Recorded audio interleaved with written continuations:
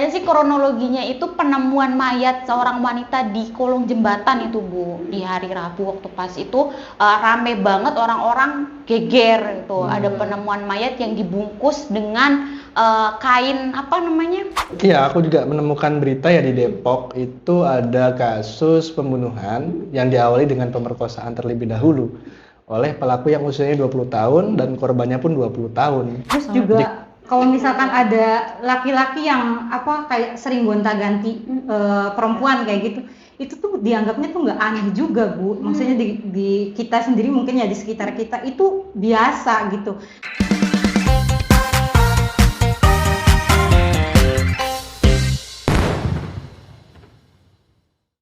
Halo Sobat Rama, jumpa lagi. Sekarang kita mau membahas sesuatu yang lagi rame banget sebenarnya. Ya teman-teman, bukan begitu? Betul.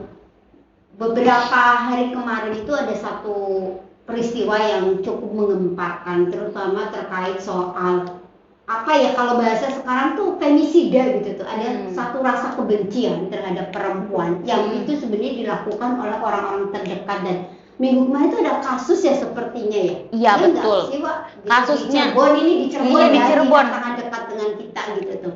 Iya tepatnya di Susukan, Iya, di iya. desa aku. Apa tuh peristiwa yang terkait dengan femisida ini? Dari beritanya sih kronologinya itu penemuan mayat seorang wanita di kolong jembatan itu Bu, di hari Rabu waktu pas itu rame banget orang-orang geger itu. Ada penemuan mayat yang dibungkus dengan kain apa namanya? Spray. Buat spray ya, kain spray. Ternyata pembunuhnya itu suaminya sendiri. Oke. Gitu. Cukup miris ya, Cukup miris dan sekali. ini dekat banget ada di Cirebon. Dan kemarin juga yang terbaru juga ada lagi sepertinya. Mas Iya. Dodi bisa spill ceritanya nggak gitu? Iya, aku juga menemukan berita ya di Depok itu ada kasus pembunuhan yang diawali dengan pemerkosaan terlebih dahulu oleh pelaku yang usianya 20 tahun dan korbannya pun 20 tahun. Jadi kalau di berita tersebut kronologinya itu awalnya kenal di medsos, terus diajak ketemuan, mungkin ngerasa nyaman dan lain sebagainya, akhirnya menjalani hubungan khusus, pacaran gitu kan ya. Terus terjadilah pemerkosaan itu di rumah pelaku gitu. Jadi ketika mau ketemuan gitu, dijemput sama pacarnya yang perempuan. Nah, ketika proses penjemputan itu kejadian lah peristiwa Jadi itu. terperkosa lalu dibunuh juga. Ya, karena ngelawan kan, korbannya ngelawan karena mungkin di berita sih narasinya panik ya, laki-lakinya terus mencekik sampai lemas dan memperkosa gitu tuh. Oke, ini cukup menurutku cukup bikin shock ya kita ya Jen. Fenomena ini akhirnya ini kok cukup banyak gitu. Dan menurut teman-teman kenapa sih gitu tuh banyak sekali gitu tuh peristiwa-peristiwa semacam ini yang kemudian pelakunya adalah orang-orang terdekat gitu terhadap sebenarnya orang yang mereka cintai sebenarnya. Kenapa nih menurut Awa, menurut Adi, mungkin menurut Awa, Adi dan Encop ya gitu tuh melihat peristiwa ini tuh kenapa bisa terjadi gitu tuh? Bentar, Mbak, mungkin aku pengen nanya dulu sih terkait ini nih, mungkin apa ya cerita di balik peristiwanya itu apa ya? Kan belum tahu juga. Oh iya, jadi mereka ini pasangan muda Mas Adi. Jadi si perempuannya itu umur 19 tahun dan si laki-lakinya itu umur 20 tahun. Masih muda banget. Iya. Hampir mirip sama yang tadi ceritaku. Oh iya. Cuman bedanya ini dalam hubungan pernikahan mungkin. Oh iya sudah. Iya. Kalau ini Dari segi usia mirip ya. Dari segi usia mirip gitu. Memang saya juga ngerasa bingung sendiri gitu ya. Kenapa ya kalau korban-korban pasti anak perempuan gitu tuh. Yang memang notabene mereka tuh tidak tahu apa-apa, kemudian dimanipulasi sedemikian rupa gitu. Sedangkan di situ kan ada orang terdekat gitu. Kenapa mereka tidak bisa memproteksi gitu tuh.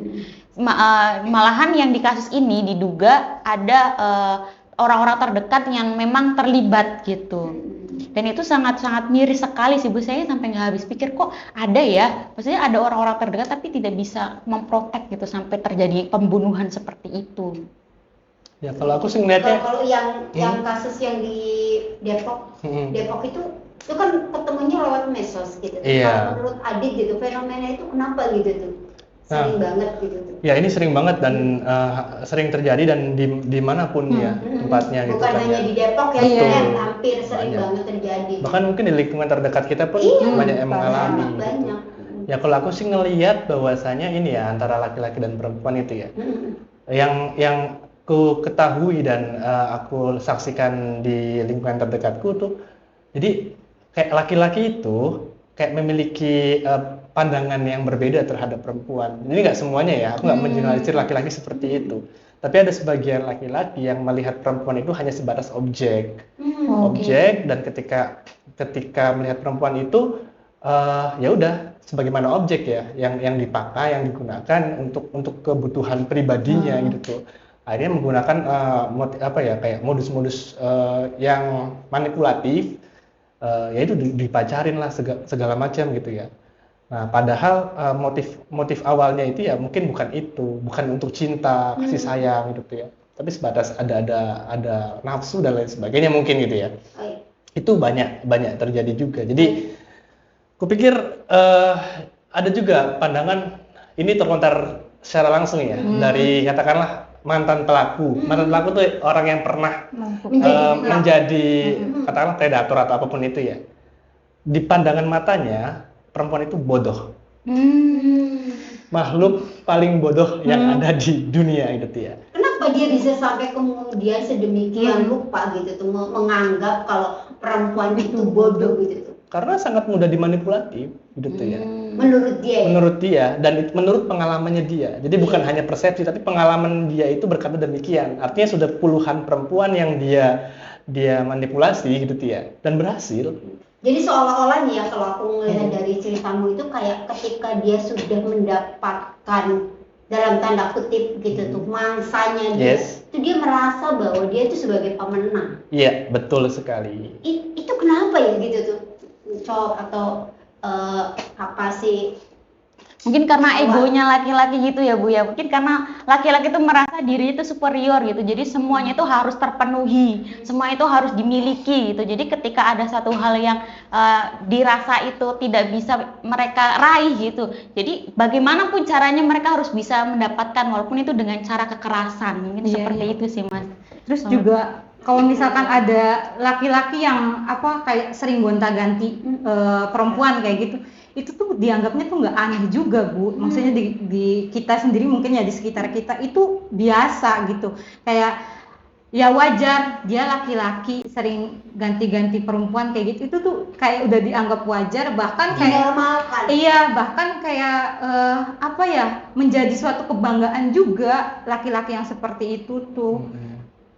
Tapi nggak tahu, mungkin menurut Mas Adi gimana? Ini kan asumsi. Iya, laki-laki gitu itu bagaimana? Karena kita perempuan yang nggak paham juga gitu. Berpikir kenapa kok bisa sampai ada istilah tadi memandang perempuan itu bodoh gitu. Iya. Itu tuh datangnya dari mana pemikiran itu gitu tuh. Iya. Gitu. Aku sendiri ngeliatnya gini ya Mbak ya. Jadi tadi yang pertama disclaimer-nya bahwa ini bukan generalisir bahwa laki-laki seperti itu semua gitu ya. Tapi kebanyakan. Ya nggak tahu ya. Aku nggak pernah ngitung juga sih. Tapi tapi realitas itu ada dan kesaksian itu keluar dari mulut orang yang mengalaminya gitu ya. Aku sih ngelihatnya karena mungkin konstruk sosial yang selama berabad-abad itu terus tertanam ya dalam diri laki-laki dan perempuan bahwa laki-laki harus begini, perempuan harus begini. Itu kan ratusan tahun, bahkan mungkin ribuan. Aku nggak ngitung juga sih ya, tapi sudah lama lah. Sehingga untuk keluar dari lingkaran itu butuh kerja keras ekstra yang lebih untuk katakanlah memunculkan laki-laki baru atau semacamnya lah. Artinya kita harus mencari perspektif-perspektif lain, belajar mungkin baca-baca buku yang lain yang dengan perspektif yang lain bahwa laki-laki itu nggak harus begini begitu, nggak harus menguasai dan lain sebagainya gitu. Aku pikir faktor utamanya tadi itu ya karena ada akar yang kemudian dilekatkan dan itu ratusan tahun gitu. Itu dipraktekkan, diajarkan. Iya, dan disadari atau tidak. Iya. Kalau disadari mungkin kita lebih ini ya, lebih bisa menyangkal ya. Nanti kalau nggak disadari itu susah. Dan kebanyakannya kan nggak disadari. Dari kecil gitu kan ya. Terus lingkungan pergaulan ya nggak sadar sehingga terinternalisasinya tuh sangat-sangat erat gitu tuh. Kalau sesuatu yang disadari ketika kita belajar kita bisa mengkritisi ya, menyangkal, nggak setuju atau gimana. Tapi kalau nggak disadari tuh ya kita nggak tahu gitu tuh. Tiba-tiba gini aja ngerasanya saya nggak salah gitu tuh ya, kayak gitu-gitu. Tapi kalau kebanyakan kenapa sih Bu ya, kasus-kasus pembunuhan tuh kebanyakan yang jadi korban tuh perempuan, terutama dalam kasus kekerasan seksual yang ini. seperti yang tadi kemarin itu. Rasa-rasanya kok kayak orang kok benci Banget sama gitu perempuan itu. gitu. Apa salah mereka tiba-tiba hanya karena melakukan kesalahan ataupun hal-hal yang dianggap ya apa itu dibunuh gitu. Dalam kasus yang disusukan itu rumornya waktu pas dibuka di motifnya itu karena si istrinya itu menolak berhubungan seksual gitu. Nah, maksudnya ini kan bisa dikompromikan, yang bisa dibicarakan. Kenapa harus diselesaikan dengan cara membunuh gitu loh? Seolah-olah mudah sekali membunuh seorang perempuan gitu. Kalau aku sih ngelihatnya tadi ya, aku menyoroti dari awal itu soal usia ya. Kalau menurutku sih dari dua kasus yang tadi yang kita ini ya, yang kita temukan itu ada apa ya, usianya kan masih relatif belia ya. Anak-anak bukan, tapi ya remaja tanggung lah ya, menuju dewasa. Mungkin dari segi emosional itu belum stabil, belum matang, sehingga ketika dihadapkan dengan situasi-situasi yang kompleks itu nggak siap. Apalagi yang konteksnya tadi awal kan hubungan rumah tangga ya. Mungkin ada problem apa sebelum penolakan hubungan seksual itu ya, sehingga Puncak. kayak puncak gitu tuh, puncak emosi dan lain sebagainya. Kita nggak tahu lah istilahnya gitu tuh. Iya, jadi ini jadi PR juga ya, mungkin kalau melihat dua kasus itu, jadi ketika memilih atau memutuskan menjalin, apalagi pada konteks sampai pernikahan, itu apalagi masih muda, itu kan tadi soal pernikahan itu bukan hanya kesiapan secara reproduktif saja, tapi kesiapan kematangan emosional gitu, itu juga kematangan secara ekonomi juga. Itu semuanya tuh sebenarnya harus dipersiapkan gitu tuh. Nah ini yang kadang-kadang menjadi mungkin problem juga gitu, bahwa di usia-usia muda itu emosional masih luar biasa. Jangankan muda, yang misalnya udah usia matang aja kadang-kadang mengendalikan itu juga cukup butuh proses pembelajaran luar biasa gitu tuh. Apalagi tadi kalau melihat tadi loh ya, kan ada soal gara-gara tidak mau melayani hubungan seksual lalu kemudian langsung dibunuh gitu tuh. Itu tuh kenapa gitu tuh, sampai sebegitunya. Kalau dia misalnya beneran cinta sama istrinya, nggak perlu juga mungkin ya gitu sampai membunuh pasangannya. Kita juga nggak tahu motif lainnya, tapi itu tadi ada konstruksi yang tadi soal ego maskulinitas gitu tuh, seolah-olah gitu tuh dia nggak bisa, tapi dia mengejar ketika mendapatkan mangsanya, mendapatkan apa yang dia kejar, kemudian dia merasa punya kuasa untuk melakukan apa saja, termasuk terhadap orang yang dia cinta gitu. Mungkin dia cinta, nggak tahu kalau cinta atau kasih mungkin nggak sampai begitu ya gitu. Tapi kalau dia sampai membunuh, ini dipertanyakan gitu. Tapi problem utama tadi soal akar konstruksi sosial, patriarki juga mungkin juga bisa jadi menjadi persoalan ya, mungkin juga gitu teman-teman. Aku sih ngeliat begitu sih, mungkin jadi soal itu tadi akar yang merasa egonya tersentil. Lu udah jadi milik gue bisa ngapain aja. Ini jadi persoalan.